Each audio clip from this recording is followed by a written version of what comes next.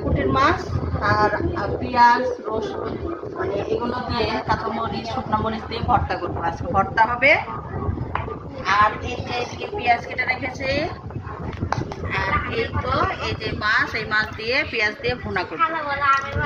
তো কাঁচামরিচ নাই, আমি আজকে আমার কাছ থেকে কয়েকটা কাঁচামরিচ নিয়ে এসে ভর্তা করবো।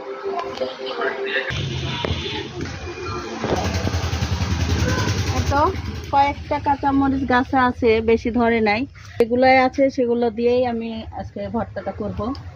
দেখুন কাপ পাইকে গেছে পুরাটা, মিনি বানাচ্ছি। হ্যাঁ কড়াই পাইলাম আর শুকনা মরিচ দিবার সাথে, তাহলে ভর্তা হয়ে যাবে। ছেলের ভিডিও করছে। একটা ছবি তুলে দাও।